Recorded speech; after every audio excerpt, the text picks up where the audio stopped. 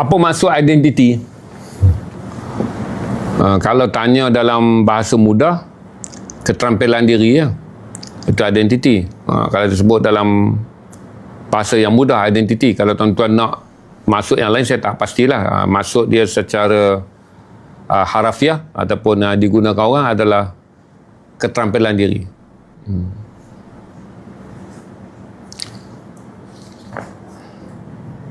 Lepas tu dia ada lagi banyaklah signature, dia panggil profiling.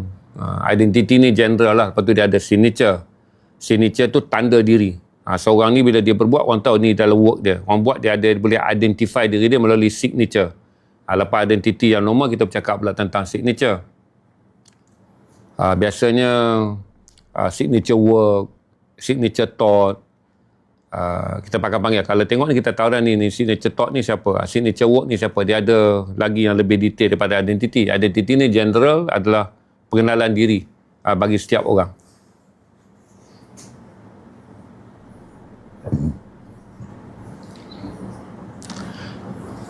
Ada yang sebut personality lah paling mudah. ADD. ADD ni attention deficit disorder, iaitu masalah mereka yang kehilangan daya tumpuan. Macam saya ni, saya teruk pasal terpulang lah. Itu saya nampak seorang propagandis tu terpulang. Itu bagaimana kita levelkan orang. Tak ada masalah. Dia tak menyelesaikan, dan dia tak menambah dan tak menyelesaikan masalah saya. ADD ni adalah attention deficit disorder. Berarti walaupun tuan-tuan nampak dekat sini yang saya kelihatan tumpuan yang tinggi, saya ada masalah yang besar, iaitu sama seperti mana orang yang ada ADD yang lain. Kita ada personality yang satu adalah kita ada nervous. Sebab tu tuan-tuan faham kan, bila saya tengok tangan saya buat tu, barulah saya tahu rupanya nervous. Setengah orang tu sampai bergoyang badan. Bila saya tengok semua video-video tanda, baru saya faham. Okey, yang menjadikan saya ada pusing tangan, tuan-tuan tanya tu, yang saya kata circle nak buat saya stable tu, ada pemindahan nervous yang sangat besar bila saya bercakap dengan tuan-tuan. Dan kemudian saya tak reti fikir benda lain. Sebagai contoh, saya pergi ke Bandung untuk memilih tekstil. Barulah saya tahu ADD ni sangat jelas pada saya. Sampai tengok kain tu saya tak ada taste. Saya nampak semua benda sama. Berarti ada bahagian yang saya mahir. Design, fashion saya mahir. Bila sampai tengok kain, saya tak boleh. Saya duduk dalam kilang tu 15 minit, saya minta keluar. Saya tak reti tengok, dan benda tu buat saya rasa give up. Saya ada macam tantrum. Berarti saya keluar. Berarti bukan bidang saya. Berarti saya tak suka berada dalam satu tempat di mana saya kena membuat pilihan daripada banyak. Tapi kalau kain tu datang pada saya dah tahu dah. Ini sesuai untuk apa, ini sesuai untuk apa. Saya ada masalah adalah bila saya pergi sepanjang perjalanan, saya tidur je dalam bilik hotel menonton video. Berarti walaupun saya pergi semua tempat, saya tak suka kenal orang baru. Saya tak suka. Saya anggap semua benda baru adalah beban. Ini ADD ya, sebab kita kata attention disorder kita ni bagi gambaran benda baru ni beban lah. Kau nak kena kenal dia, kau nak kena ambil berat tentang dia, nak faham dia, nak itu, nak ini. Lepas tu dia ni complicated. Ini kita tak nak. Sebab tu kita ada rutin. Rutin ni saya makan makanan yang sama. Saya akan pergi berjumpa orang yang sama dan saya selesa dengan orang yang sama. Okey. Ni datang pula Ayun boleh menentang korap. Yang Islamik pun korap. Yang salah bukan liberal. Yang makan korap ni semua orang Islam. Dah tak ada liberal dah. Liberal tu aja yang makan ni atas Islam. Mengucap la ilaha illallah Muhammad Rasulullah. Makan korap berarti orang Islam lah makan korap tu. Senang. Bukan agama makan, orang Islamnya. Dia tak ada liberal apa semua. Corruption ni.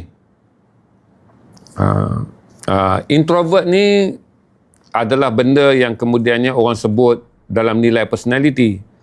Dia tak complicated. Macam saya ni complicated. Saya ni complicated. Sebab tu tuan-tuan tengok live saya ni, kadang-kadang tuan-tuan nampak saya ni complicated. Memanglah saya tak boleh nak bersifat seperti biasa macam tuan-tuan. Satu adalah saya punya tantrum adalah tinggi kerana saya ada highly focus. Sebab tu bila saya stream dengan tuan-tuan ni, mata saya terbeliak, muka saya bersungguh-sungguh. Kemudian saya susun pula highly focus, bahasa saya teratur, makna yang saya nak cakap mesti tuan-tuan faham, susunan cerita saya tak pakai skrip. Bila saya highly focus, saya punya temperature ataupun temperament ataupun saya punya emotion temperature juga menyala dengan tinggi. menjadikan bila saya jawab kan, untuk jawapan saya ni adalah setara kerana highly focus. Tuan-tuan tanya soalan yang tak masuk akal, saya jawab dalam keadaan highly focus. Tuan-tuan anggap koyak. Barulah saya faham. Oh, dia orang. Sebab tuan-tuan orang normal kan. Kalau marah, kalau cakap serius, tegas macam ni, berarti hanya orang koyak yang cakap. Dalam kelas tuan-tuan. Dalam kelas saya tak. Sebab saya melihat serius. Kebodohan tu sebagai serius. Sindiran tu sebagai serius. Jenaka tu sebagai serius. Kebiadaban sebagai serius. Sebab di ni kita ada straight thinking je. One way thinking. Saya memang doktor sahkan ADHD saya ni daripada kecil. Disleksia, salah satu sindrom dia. Bila saya besar sampai sekarang lah, sampai sekarang lah terbawa, dan saya pun masih lagi ambil beberapa ubat. Jadi kalau pergi jumpa doktor sahkan senang lah. Doktor boleh sahkan. Cuma kita boleh baiki atau tidak. Yang kita ceritakan sekarang ni kan senang. Doktor tak payah sahkan. Saya cerita tentang bagaimana saya bersangka baik dengan kemalasan tuan-tuan, dengan struktur saya faham tentang kedudukan otak. Okey, tuan-tuan berfikir satu benda tapi tak buat. Tuan-tuan berfikir satu benda tapi tak buat. Baik. Dalam ADD, dia dianggap common. Dia dianggap common. Mak ayah diminta bersabar. Kerana setiap kali dia mendesak anak-anak dia, kenapa anak ni tak boleh buat dengan segera. Bagi anak yang ada ADD, sistem saraf dia berfikir dengan sistem saraf dia bertindak ada delay. Sama ada delay motion ataupun delay dalam tempoh yang sangat panjang. Maka kita study kenapa. Kenapa adalah kerana kuasa tindakan tu menjadi lemah kerana satu, pelatihan waktu kecil. Daripada kecil dah biasa bertangguh. Yang kedua, dia memang dilahirkan dalam delay demikian. Maka bila saya belajar tentang, sebab saya tak pernah ada delay, saya baru tahu, kenapa saya fikir terus buat. Kawan-kawan saya semua kata, saya kadang-kadang buat keputusan terlampau cepat. Bila saya jumpa dalam sistem brain yang diatur oleh Dr. Daniel Amen, baru saya faham orang ADD ni brain action. Sebab kita straightforward je kita fikir. Kita fikir straightforward je. Sebab kita tak sama dengan orang lain, di mana bila kita kata attention deficit disorder ni, kita yang mana kita tumpu, yang tu kita fokus. Tuan-tuan ada 4-5 tumpuan. Jadi tuan-tuan akan kata, kalau buat ni dulu nanti jadi apa dekat ni? Jadi apa? Sebab tuan-tuan ada 4-5 fokus dari segi waktu kan, macam saya. Sebab saya tak komit orang kenduri kahwin. Saya tak committed pada orang kenduri kahwin. Saya tak committed kepada majlis. Saya tak committed pada acara tak penting. 6 hari bulan, saya kata saya nak pergi ucapan di Sabah. Saya komit. Saya tak akan kata tengok plan, tengok apa. Sebab 6 hari bulan cakap Palestin. Itu saya dah komit. Jadi 6 hari bulan ni, kalau ada tiba-tiba ada launching dekat office pakaian, saya boleh ketepikan sebab melancarkan pakaian bukan komitmen saya. Kita boleh launching lebih awal dan kita boleh launching lebih lewat. Dan setiap kali orang panggil saya adalah benda saya kata ya dan tidak. Kalau tidak, not my goal. Kalau orang panggil saya bagi talk yang bersangkut dengan corporate, nak bayar saya 8,000 satu jam pun, saya kata, no, saya tak akan ambil. Sebab kita ada ADD, ni bukan not my goal. Sebab orang lebihnya kita ni, kita hanya bekerja dengan goal saja, dengan matlamatnya. Menjadikan masalah Zainal ni complicated, orang ADD ni complicated. Sebab bila tuan-tuan suruh benda yang lain, saya beritahu dekat tuan-tuan, saya pakai sangat kemas. Bilik tidur saya berterabur. Sebab saya memilih hanya ketika saya terampil untuk kerjaya saya je. Saya katakan kemas. Tuala saya tak tahu, gigi saya tak tahu tutup. Semua isi saya atur kan. Maka saya jelaskan kepada tuan-tuan, sebab kita telah memilih bahagian yang spesifik. Kita taklah complicated macam tuan-tuan.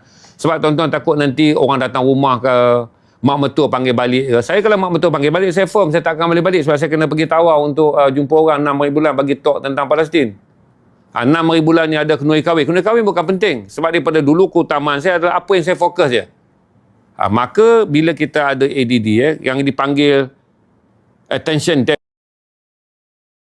deficit ni hilang tumpuan. Sebenarnya memanglah kita hilang tumpuan pada benda lain. Kita hanya boleh menumpukan perkara yang kita minat je. Kita telah dilahirkan dengan demikian. Jadi untuk saya ni tak adalah masalah banyak macam tuan-tuan dalam membuat keputusan badan terus bergerak. Macam orang kata saya buat keputusan cepat. Cepatlah pasal saya tak boleh fikir lain. Tak perlu ada 5-6 yang saya nak fikir. Saya keluarkan pakaian nak berniaga. Saya kata kalau tak habis sehari, saya akan buat event. Kalau tak habis lagi event, saya dah sampai nak lancar pakaian ni, apa yang menarik? Saya kata sewa caravan, saya akan mengembara dengan selamat. Bila saya mengembara dengan selamat, saya sewa caravan, saya nak mengembara dengan selamatnya. Baju semua saya letak, baju yang nak dijual, pakaian nak jual, saya letak je dalam caravan saya. Kemudian saya travel. Bila travel, saya dapat follower baru. Orang yang suka tengok saya travel dengan seorang budak yang ada ADHD, travel, kemudian setiap kali berhenti, kami buat cerita. Jadi saya tak ada ketakutan. Sebab bagi saya, benda yang kita fokus akan sentiasa ada jalan keluar. Jadi saya kata kalau saya ambil sampai macam mana yang ke depan lah, takkan Tak apa, kalau trafik tak datang, saya buat travel.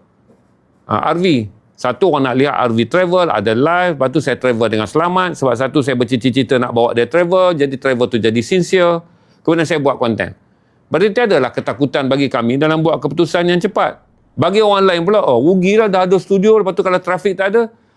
Sebab tuan-tuan terbiasa memikirkan bagaimana kalau tak jadi. Bagi saya pula, kalau tak jadi begini, ubah yang ini, ubah yang ini, ubah yang ini. Sebab kita hanya ada satu jalan je. Satu jalan berfikir je. Iaitu kalau tak boleh begini, begini, begini dan begini. Betul saya bagi tahu dekat tuan-tuan, itulah berbeza dia. Menjadikan kenapa kami cepat buat keputusan, tak takut risiko dan sangat memahami bahan yang kita nak buat. So itulah saya jelaskan pada tuan-tuan. Jadi bila saya study banyak benda, saya faham lah. Okay. Macam saya sekarang ni, nak cover marah. Saya tak boleh cover marah saya sebab benda tu telah menunjukkan bahawa apabila kognitif ni naik dengan high focus, dia akan bawa sekali. Apa dipanggil sebagai neurosensitif ni naik juga pada hal yang fokus. Sama je sebab dia bergerak dalam satu jalur brain yang sama. Kalau scan tu brain yang saya kata highly focus, dia duduk di belakang sikit pada mata kita.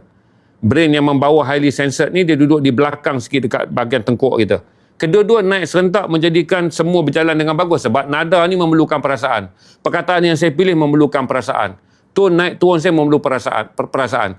Manakala yang depan ni factual, saya nak susun cerita, ayat yang tepat, ayat yang mudah untuk tuan-tuan faham, susunan dan sebagainya, saya memerlukan bahagian kognitif depan. Bila tuan-tuan jenaka dengan saya jawab dengan nada yang sama, straight jalan serentak. Sebab nada tu tak boleh dipindah-pindah. Nada saya tak boleh berpindah-pindah kerana dia bergerak serentak. Maka bila saya jawab bahagian yang mana saya marah tuan-tuan, tuan-tuan kata saya emosi lah. Sedangkan tuan-tuan tak tahu, perkara fakta pun saya cakap dalam nada yang sama. Bila sampai saja saya memfaktakan sindiran tuan-tuan, saya memfaktakan cemohan tuan-tuan, dan saya memfaktakan pelekehan tuan-tuan. Bahasa dia sama bila tuan-tuan potong dan tuan-tuan tak pernah duduk dalam dunia saya ni. Tuan-tuan kata dia ni emotion, dia ni koyak. Masa saya cerita fakta tu koyak ke tidak? Dengan angka, dengan fakta, dengan susunan, dengan jalan cerita, dengan mudah. Apakah itu adalah koyak? Jadi bila tuan-tuan ada anak yang sedemikian rupa, maka tuan-tuan kena faham. Setiap kali anak tuan-tuan bercerita sesuatu, dia mungkin bercerita dalam nada yang sangat emosi. Tapi jangan ambil emosinya dengan fakta dia. Apa fakta dia?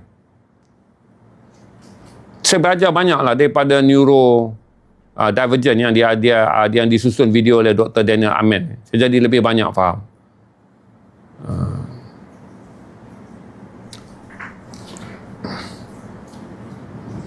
Ada apa yang tuan-tuan nak tanya?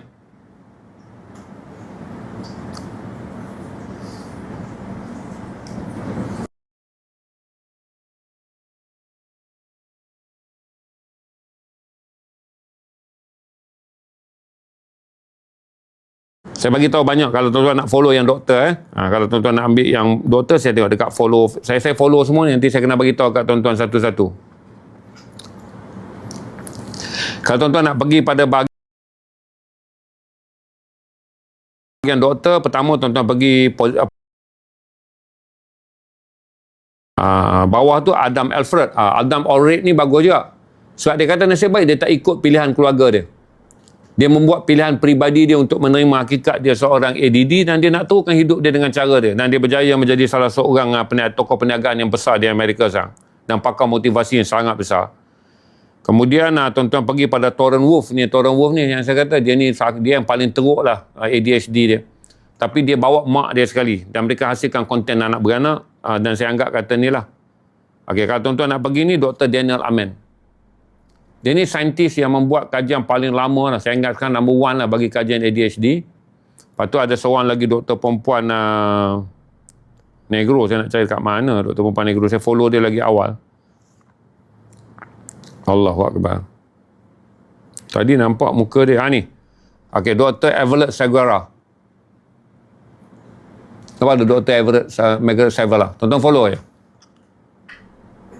Dua tu adalah doktor. Yang lain tu adalah orang yang berjaya dan kemudian mereka berkongsi bagaimana kognitif ADD mereka bergerak. Sebab saya tengok banyak orang tanya ADHD, ADD, ADHD, ADD kan. Saya ambil lah masa cuti dan buat study yang khusus. Sebab saya nak kongsi experience saya kena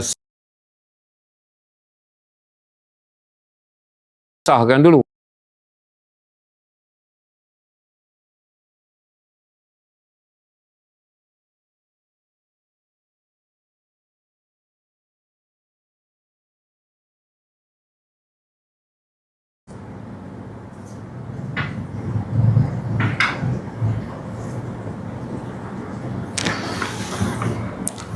Graceful Piwik, saya nak bagi tahu kata apa aktiviti untuk anak ADHD. Dia bukan apa aktiviti. Kalau tuan-tuan tanya benda tu jenuh saya nak jawab. Tak kaya lah tuan-tuan. Tuan-tuan pergi dan study dulu. Sebab dalam ADHD ni, anak ni semua tak sama. Ada anak tak perlukan aktiviti. Dia berkurang dalam bilik je. Jadi saya kata sekarang, ambil fasa pertama, pergi belajar. Jangan saya nak suruh apa aktiviti. Sebab anak ni tak sama. Sebab orang ADHD ni, dia bentuk komuniti. Dia sama macam orang normal. Mereka sangat pelbagai. Sedangkan anak yang normal ni pun mempunyai perbezaan keinginan. Macam kalau tuan-tuan tengok Torren Wolf kan. Bila dia diserang meltdown ataupun dia dipanggil tekanan emosi rendah yang kelihatan dia seperti seorang desperate kan. Dia duduk dalam bilik dia. Menggeletar serangan dia. Menggigil serangan dia. Bila dia punya meltdown hilang dan dia menjadi seorang yang aktif, dia suka pakai baju Alicia, bawa mak dia masuk hutan buat konten dengan mak dia. Dan konten-konten dia, impian bagaimana dunia hutan tu lah dia nak tinggal. Saya ingat dia ada fantasi tentang filem-filem yang dia tonton. Lord of the Ring dan segala macam. Dan mak dia ni dulu penakut, menanggung nervous yang sangat ekstrim. Bercakap sampai mak dia sekarang buat konten sebab tak boleh nampak mak dia menggigil. Sebab tu saya faham kenapa saya ada pusing tangan semua. Sebab saya nak kawal nervous. Mak dia nak kawal nervous, nampak satu badan menggigil. Tapi mak dia kata lama kelamaan dia menjadi bertambah okey sebab dia ada anak dia. Anak dia ni Torren Wolf ni. Jadi saya jelaskan bila tuan-tuan lihat nanti, tuan-tuan luaskanlah fikiran. Nanti tuan-tuan tanya apa aktiviti. Yang pertama kena kenal dulu anak tuan-tuan siapa. Anak tuan-tuan siapa. Yang kedua bagaimana membentuknya. Ada kalau dalam satu page dia akan tunjuk bagaimana memujuk anak dia mandi. Dia buka tirai bilik air. Okey, sebab dia kata anak dia tak boleh dipaksa. Jadi anak tak boleh dia diberi option untuk buat keputusan. Okey, dah buka pintu, dah buka tirai bilik air tu, ada bathtub, mak dia buka air. Mama dah buka air, mak dia keluar. Okey, lepas tu bila dia tengok anak dia tak mandi lagi, mak dia kata, okey, ni sabun dah sediakan, pilihlah mana-mana yang nak. Mak dia tak pernah paksa. Sampai lama-lama rutin, dia berjaya. Rutin bunyi air tu, automatik anak dia akan pergi mandi. Okey, bila dia rutin, dia letak shampoo dua jenis tu, rutin anak dia akan pilih. Dan dia sendiri tahu bahawa dia letakkan dua, walaupun anak dia pilih benda yang sama, satu yang sama, supaya anak dia ada pilihan. Jadi dia kata dengan meletakkan rutin di mana tak memaksa, anak dia akan menyertai rutin tu sebab yang paling anak dia tak tahan apabila dipaksa. Sebab dia kata orang yang ada ADHD, dia ada refleks menolak lebih dulu. Maka mak dia tak buatlah keputusan supaya anak dia menolak. Dia sentiasa bagi option. Jadi anak tu rasa dia tak pernah dipaksa. Jadi keseluruhan dia buat program untuk membangunkan anak dia adalah dengan memberi ruang bahawa kamulah yang membuat keputusan. Jadi mak dia cuma guide je supaya sampailah. Saya fikirlah kalau sampai kerjaya ke kerja di rumah kan, mak dia kata mak dia guide. So selagi kamu ada keputusan. Jadi anak dia nak buat keputusan. Walaupun anak tak boleh buat keputusan sendiri. Jadi pesan depan seorang ibu adalah membuka ruang keputusan. Tapi jangan putuskan. Oh saya tengok, oh ni satu jenis pula. Kaedah dia besarkan anak dia. Dan dia berkongsi bagaimana dia memahami anak dia. Jadi dia bukan tentang aktiviti apa yang sesuai. Tentang sama ada kita memahami bagaimana menyediakan ruang pada anak dia. Jadi itulah. Saya tahu, menarik benda yang menjadikan bagaimana mereka ni bukanlah rumit untuk ditangani. Tapi meltdown tu masih lagi MELTDOWN tu. Masih lagi benda yang buat saya simpati lah. Kepada mereka yang ada ADHD plus depression ni. Di mana meltdown tu saya tengok beberapa video yang dikongsi oleh mereka ketika live, mereka struggle betul nak melalui titik kecelaruan berfikir. Dia macam anxiety attack, dia sama je. Siapa yang ada anxiety, dia macam anxiety attack, macam panic attack.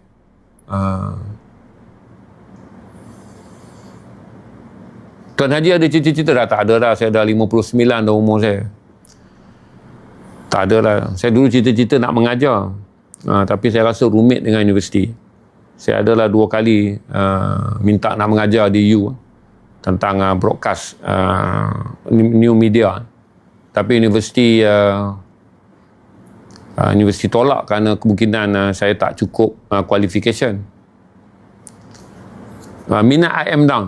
Minat mancing ni up and down. Ya, saya pindah ke tangan ni adalah kerana nervous system. Kerana saya ada nervous yang tinggi. Orang ADD ni memang ada nervous yang tinggi. Jadi nak kawal ketenangan saya akan ni. Sebab tu podcast saya lebih tenang. Sebab podcast saya tak baca komen. Jadi dua sistem saya tak menyala. Dia menyala sistem nak menjawab je kat dalam podcast kan. Sistem awareness belakang tak jaga. Pasal podcast lebih tenang. Saya tak perlu hafal jawapan. Saya tak perlu baca komen. Bila saya live, semua sistem berjalan. Sistem sistem intelek saya berjalan, kemudian sistem emotion saya berjalan. Nak convince tuan-tuan untuk faham, perasaan takut tuan-tuan tak faham, nak cari dan kemudian tengok komen hingga tuan-tuan betul-betul faham. Jadi bila emotion tu meningkat untuk mencapai matlamat kehendak fakta, saya lekehkan tuan-tuan. Bila tuan-tuan pelekehkan saya jawab balik. Tuan-tuan masuk maki hama, saya jawab balik. Dia menggunakan laras yang sama, iaitu laras persediaan saya, sebab saya akan terima semua komen-komen tuan-tuan sebagai serius. Semua pelekehan tuan-tuan sebagai serius.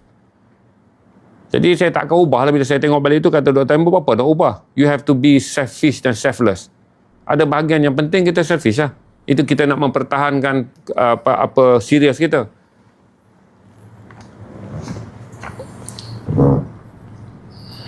Ada apa yang tuan-tuan nak tanya? Saya tak kata support sistem yang baik. Saya rasa mungkin kerana satu adalah saya ada goodwill kot. Saya tak ada support system. Saya fikir saya ada goodwill. Daripada dulu nasib saya baiklah di tengah-tengah hidup berkecamuk.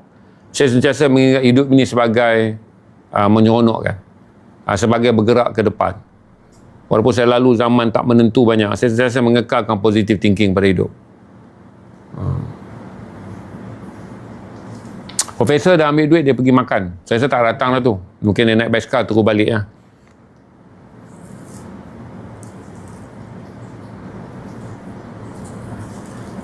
Mungkin lah, insyaAllah lah kot.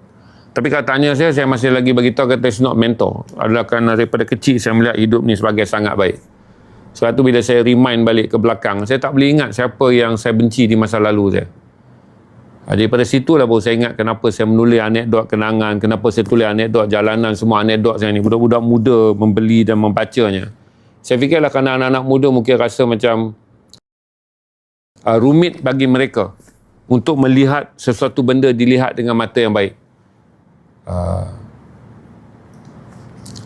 Jadi saya kata sebab tu budak-budak muda baca, saya kata bukan saja konten dia, tapi mungkin kerana the positive vibe dia.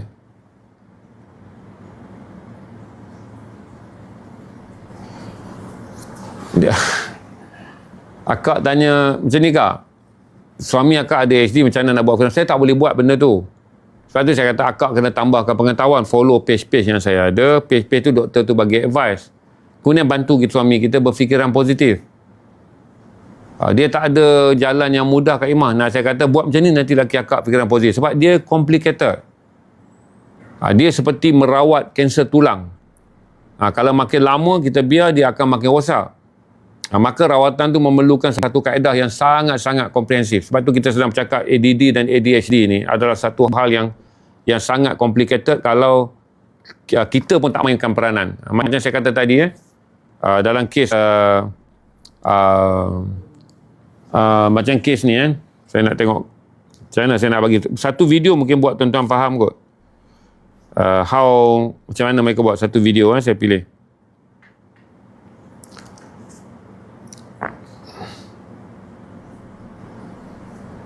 Boys, a good woman does not make a good man. Okay. You know what makes a good man? Senang. Senang. Ni tepat. A woman. Good woman cannot make a good man. Boys, a good woman does not make a good man. You know what makes a good man? Other good men. A woman can multiply what a man gives her, but she can't build what isn't there.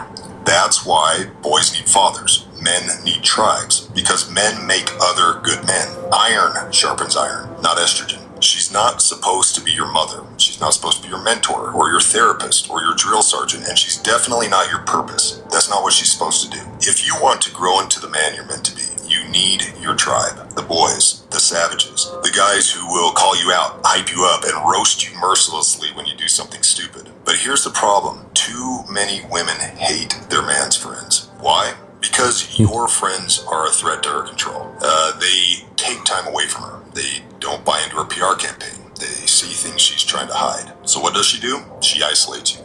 Ini Adam Efrat. She says they're toxic. Dia kritikal lah. Really, she's just cutting you off from the family you chose, from the brotherhood that loves you already the way you are. And once she's done, you're hers. Not in a cute way, but in a I've got no spine and no balls kind of way. Research shows that men need at least 2 nights a week with other men for optimal mental health. Why? Because we have Panjang dia.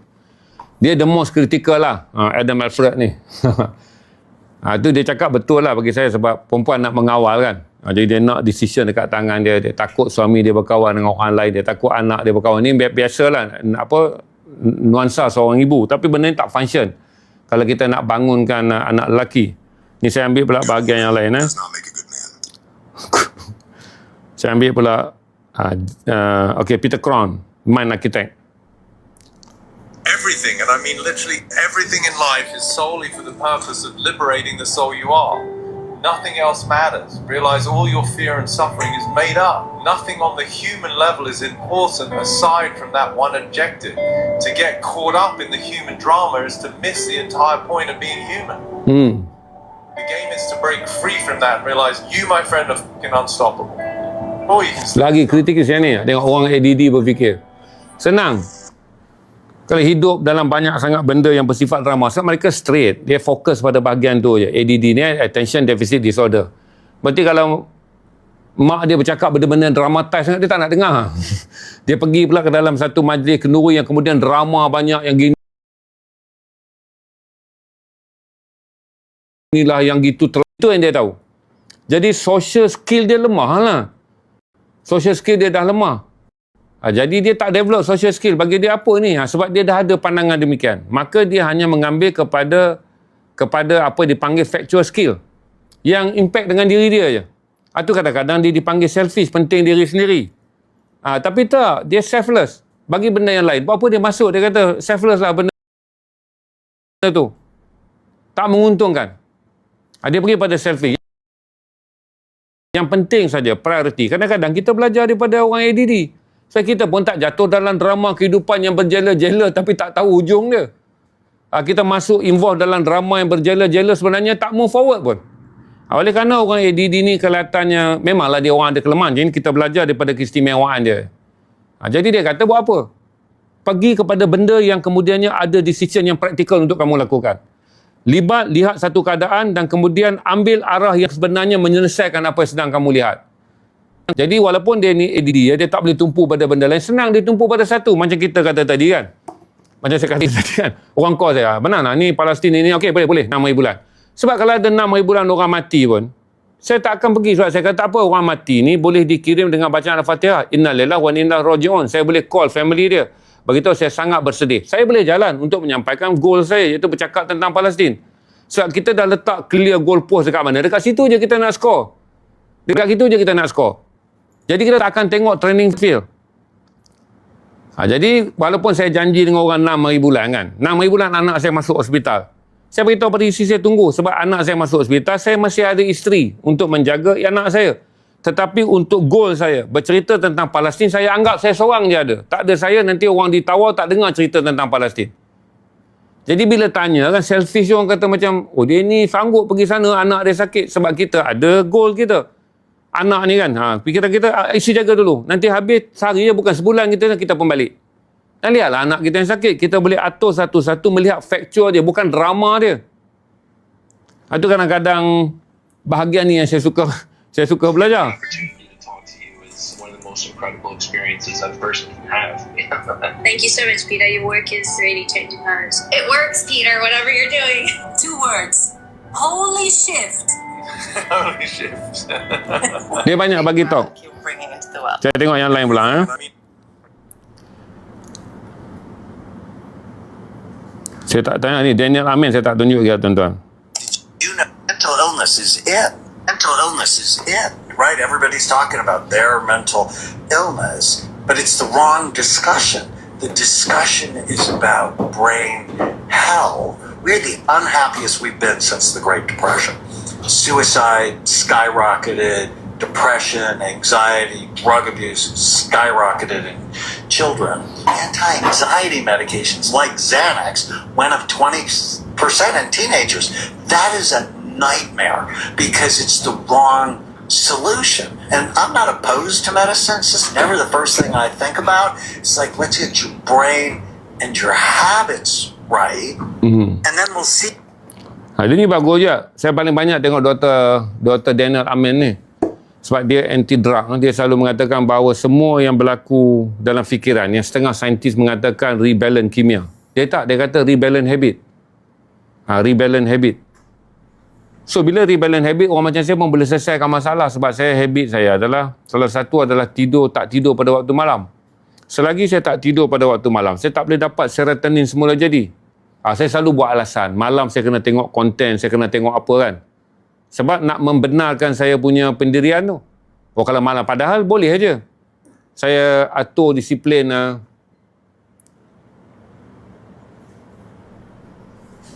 Lama, kena macam mana? Ya. Dia kata violation.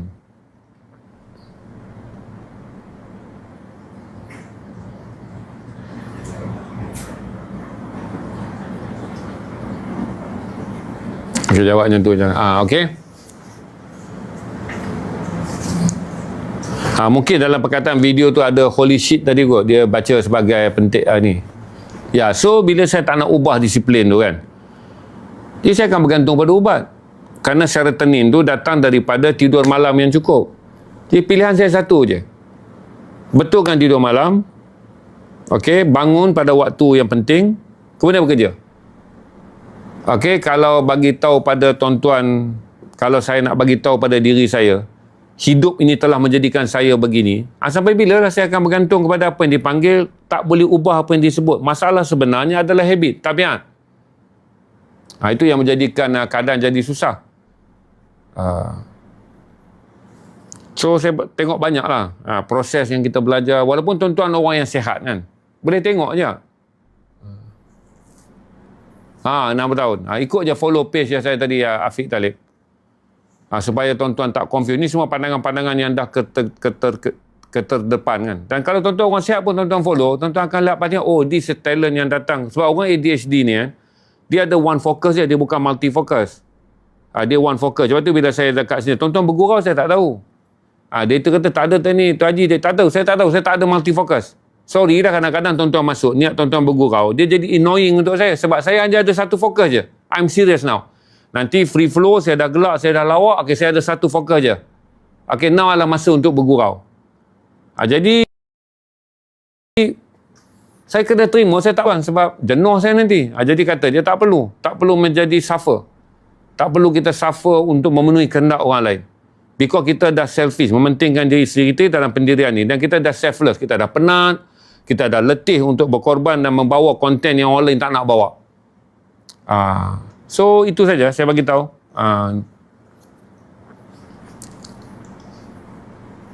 Terima kasih Ken Taipo. Lama-lama benda ni buat saya lebih faham tentang, terutama selamat lah. Tentang selfish selamat saya dah mula faham.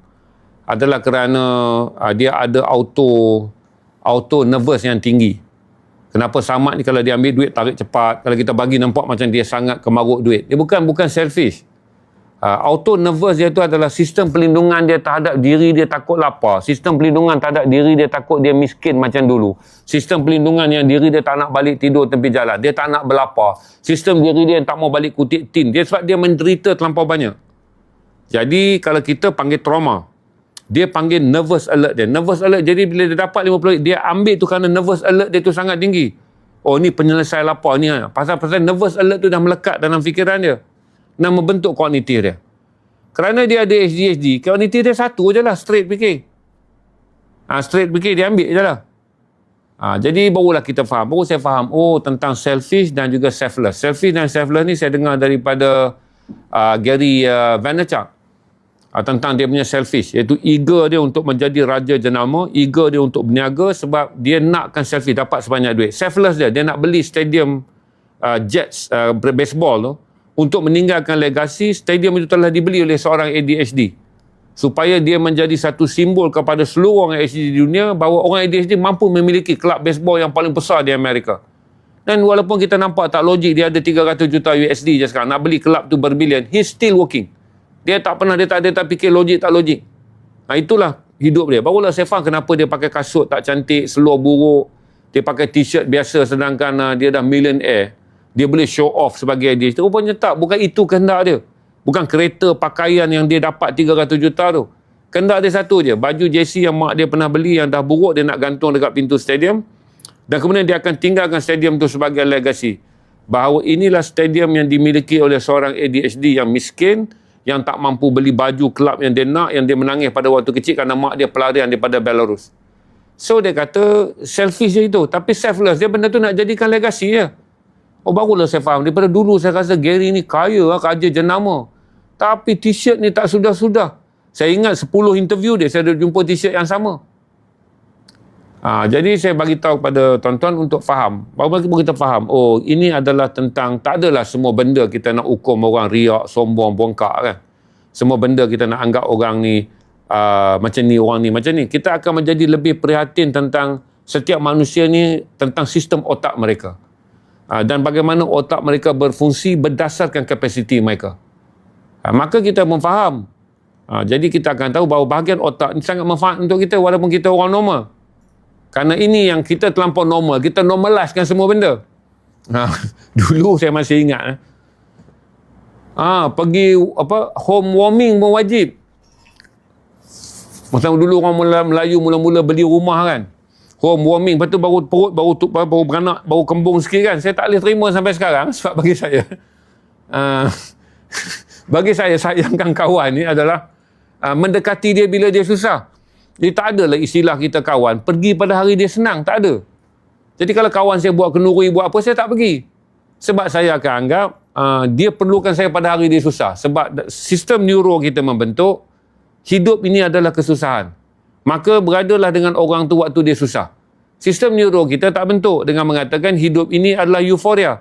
Beradalah dengan orang bila dia mengalami kegembiraan, tak, kita dysphoria. Maka tak tahulah kenal diri maka kenal Tuhan. Itu kena cari guru tasawuf lah. Saya cakap ni konten je. Pertama kena belajar fiqah, kedua belajar tauhid, satu tasawuf. Yang ketiga barulah belajar ilmu yang lagi atas pada tu. Saya syariat pun masih jauh lagi. NF master plan saya nak jawab soalan-soalan bersifat tasawuf ni saya tak berani lah. Pergilah berguru dengan guru yang betul lah. Mengaji agama dekat ustaz, mengaji tasawuf dekat murabi, mengaji dekat ilmu tauhid, mengaji dekat murabi, mengaji dekat ilmu hakikat, mengaji dekat mursyid. 3 benda tu. Jadi 3 golongan. Jadi dengan saya jangan saya ni orang dunia ya.